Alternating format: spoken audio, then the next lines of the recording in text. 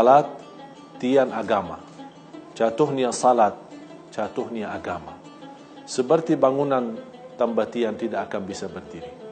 Begitu juga agama kita, tidak ada arti tanpa salat kita. Berarti kita langkah pertama menuju salat sesuai salat Nabi kita, Nabi Muhammad SAW, adalah wudu. Kemudian nawaitu, innamal a'malu binniyat, dan cukup niat itu ada di dalam hati. Yang ketiga, mulai dari gerakan takbir dengan suara Allahu Akbar. Ucapan kata itu tidak ada sebelum takbir itu disunnahkan selain bertakbir. Selepas kita nawaitu, kita langsung bertakbir. Dan contoh yang dicontohkan oleh Rasulullah SAW, posisi tangan kita saat kita bertakbir seperti ini. Ada juga contohnya mendekati telinga seperti ini. Tapi yang kita selalu perhatikan, seperti ini orang mau salat tapi malas laksanakan salat. Begitu dia masuk dalam salatnya, Allahu Akbar. Tapi tangannya di mana? Mana ada takbirnya di sini? Jadi begini aja. Dia merasa keberatan mengangkat tangannya di posisi yang benar, yang sudah dicontohkan oleh Rasul kita sallallahu alaihi wasallam. Ada dua posisi. Satu, yang kedua, boleh mendekati telinga. Tapi tidak disunnahkan kita memegang telinga, itu tidak ada di ajaran Rasulullah SAW. Kemudian selepas takbir, Allahu Akbar. Boleh bertakbir sebelum menggerakkan tangan. Allahu Akbar. Baru digerakkan tangannya.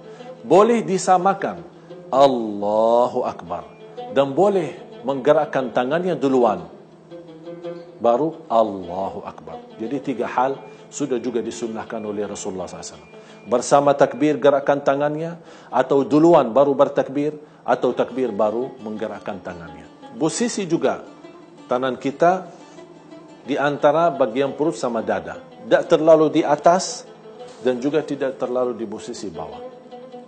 Atau seperti orang yang saya perhatiin saat dia lagi salat, dia membawa tangannya di posisi jantungnya.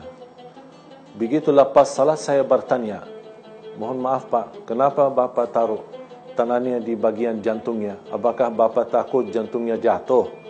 Kata beliau, tidak, biar posisi jantung saya menghadap kiblat. Yang disunnahkan kita menghadap kiblat posisi muka kita, bukan jantung kita. Kalau sudah kita perlahan-lahan menikmati gerakan posisi kita, mulai gerakan tangan, ucapan, menggerakkan takbir, kita baru membaca doa iftitah kita. Selepas baca iftitah kita, baru kita baca A'udzu billahi minasyaitonir rajim, Bismillahirrahmanirrahim. Berarti posisi isti'azah dan basmalah bukan selepas takbiratul ihram, tapi sesudah membaca iftitah. Sebelum baca Al-Fatihah, baru kita a'udzu billahi minasyaitonir rajim, Bismillahirrahmanirrahim. Kemudian dilanjut membaca suratul Fatihah. Kalau di salat sunnah, boleh cukup dalam membaca Al-Fatihah langsung rukuk, tidak menjadi masalah. Kalau di salat sunnah. Tapi yang salat wajib, khususnya rakaat pertama sama yang kedua, wajib membaca Al-Fatihah, kemudian salah satu surah yang lain. Posisi rukuk benar-benar dijaga. Pertama, posisi tangannya di atas lutut. Ini posisi ruku. Sepertinya memegang lututnya sendiri. Tidak boleh yang selalu kita perhatiin ada banyak jamaah, posisi ruku selalu tangannya paling bawah. Padahal disunnahkan kita megang lutut kita. Ya, kecuali kalau orang tua yang di posisi sakit, dia tidak bisa ruku dengan sempurna, tidak apa-apa. Begitu sudah kita berdiri dari posisi ruku, sama disunnahkan kita angkat tangan kita di posisi yang sama sebagaimana kita memulai salat kita. Sami'allahu liman hamidah, Rabbana walakal hamd, hamdan katsiran tayyiban mubarakan alaih, kama yuhibbu rabbuna wa yarda. Begitu selesai doa kita, langsung kita turun kepada sujud. Turunkan lututnya duluan. Kecuali kalau orang tua merasa sakit, tidak berat, dia bersandar dengan tangannya dan dia menurunkan tangannya duluan untuk bersujud, tidak apa-apa, boleh. Diutamakan posisi lututnya duluan, baru tangannya.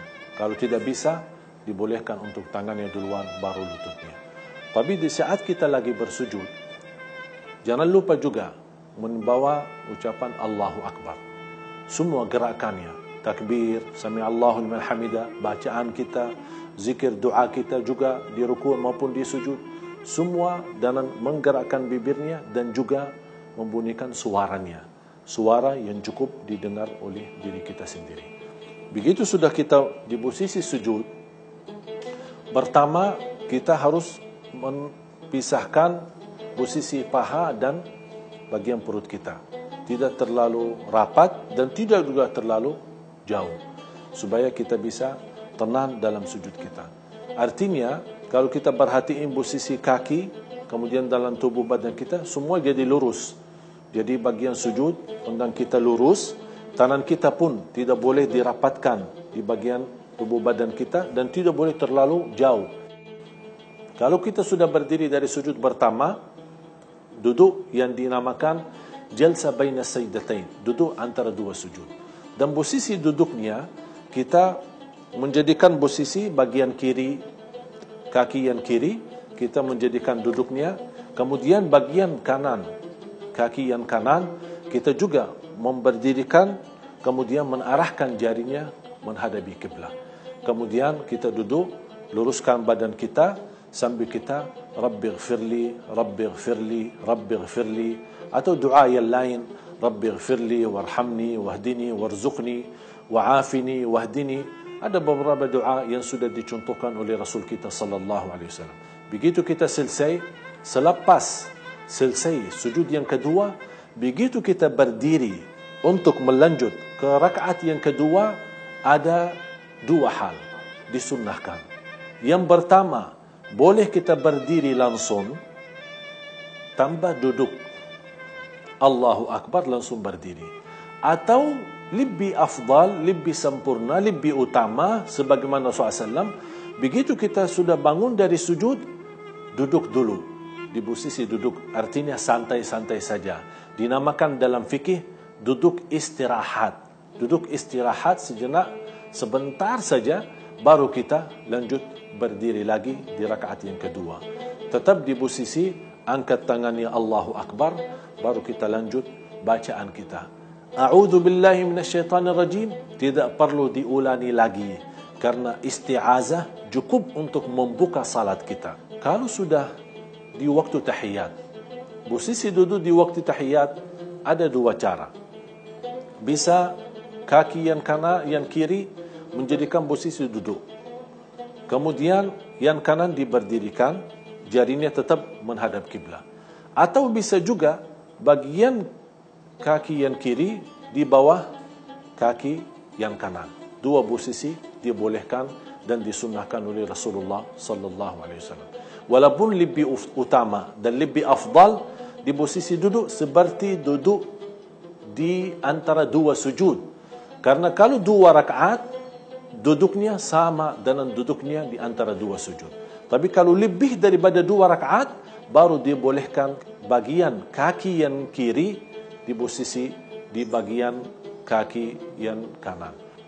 Kemudian di saat kita di posisi tahiyat, sering terjadi persoalan perbedaan antara jamaah soal gerakan jarinya. Mana yang benar? Supaya saya jelaskan, menggerakkan jari di posisi tahiyat itu namanya sunnah. Artinya apa? Kalau kita di posisi tahiyat tidak menggerakkan jarinya sama sekali, salat kita sah. Rasulullah sallallahu alaihi wasallam banyak riwayat dan mencontohkan. Di mazhab Imam Maliki, gerakan jarinya merupai tawaf. Itu pendapatnya mazhab Maliki. Di mazhab Hambali, setiap ada doa baru digerakkan. Tahiyyatu lillah, tayyibat, as-salawat, assalamu alayka ayuhan nabi wa rahmatullahi wa barakatuh, assalamu alayna. Jadi setiap ada sebutan doa baru digerakkan jarinya. Asyhadu an la ilaha illallah wa asyhadu anna Muhammadan abduhu wa rasuluh. Allahumma salli ala Muhammad wa ala ali Muhammad. Jadi setiap ada doa, tidak berakan setiap sepanjang tahiyat, tapi setiap posisi doa baru digerakkan. Itu mazhab Hambali. Kemudian di mazhab Hanafi, hanya sekali menggerakkan. Asyhadu an la ilaha illallah. Habis itu mereka turunkan. Jadi habis kalimat syahadat asyhadu an la ilaha illallah wa asyhadu anna Muhammadan abdu wa rasuluh, diturunin kembali. Sepanjang tahiyat itu tidak ada gerakan lain. Itu di mazhab Imam Hanafi atau mazhab Abu Hanifah. Kemudian yang keempat yang kita jaga, yang kita punya kebiasaan adalah mazhab Imam Syafi'i. Kalau di mazhab Imam Syafi'i baru mulai menggerakkan bukan di awal tahiyat. Kita baca tahiyat dalam posisi mendiamkan jarinya. Tahiyatus salawatus tayyibatul mubarakat. Assalamu alayka ayuhan nabiy wa rahmatullahi wa barakatuh. Assalamu alayna wa ala ibadillahis salihin. Asyhadu an la ilaha illallah. Mulai dari kata illallah baru diangkat jarinya. Wa asyhadu anna Muhammadan abduhu wa rasuluh sampai salam. Sampai kita selesai tidak ada turunkan kembali. Mudah-mudahan apa yang saya sampaikan bermanfaat. Kurang lebihnya mohon maaf. Wabillahi taufiq wal hidayah. Wassalamualaikum warahmatullahi wabarakatuh.